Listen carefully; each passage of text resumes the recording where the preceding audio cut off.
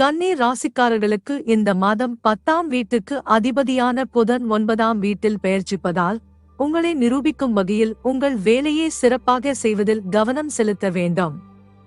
நீங்கள் ஏதேனும் அரசாங்க சேவையில் பணிபுரிகிறீர்கள் என்றால் நீங்கள் இடமாற்றம் செய்யப்படலாம், அதாவது நீங்கள் ஒரு இடத்திலிருந்து மற்றொரு இடத்துக்கு அனுப்பப்படலாம் என்பது போன்ற சில மாற்றங்கள் உங்கள் வாழ்க்கையில் இருக்கலாம்.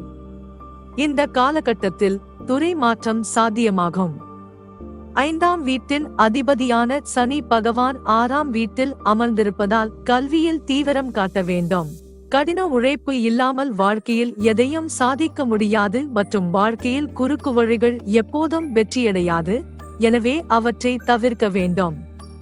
2ஆம் வீட்டிற்கு அதிபதியான சுக்கிரன் 9ஆம் வீட்டில் அமர்வதால் குடும்பத்துடன் நீண்ட பயணங்கள் செல்லலாம்.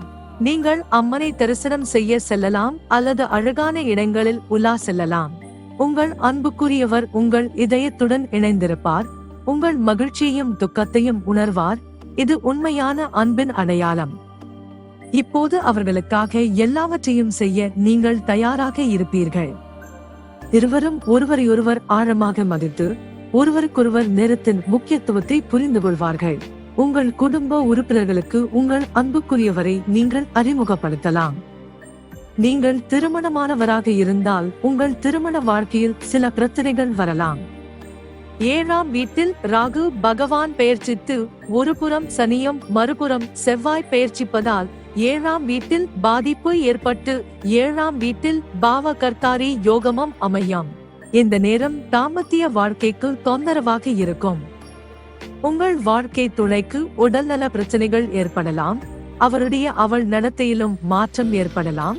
அதன் விளைவு உங்கள் திருமண வாழ்க்கையை நேரடியாக பாதிக்கும் மற்றும் உங்கள் இருவருக்கும் இடையே தவறான புரிதல்கள் அதிகரிக்கலாம். சனி பகவான் 6ஆவது வீட்டில் இருக்கிறார். அவர் உங்கள் 12ஆவது வீட்டை முழு பார்வையுடன் பார்க்கிறார். இது உங்கள் செலவுகளை அதிகரிக்கும். நீங்கள் வங்கியில் கடன் வாங்கலாம், இதனால் கடன் சுமை அதிகரிக்கும். சனி பகவான் 6ஆவது வீட்டில் இருக்கும் போது சில தீவிர நோய்களின் வளர்ச்சியை குறிக்கிறது.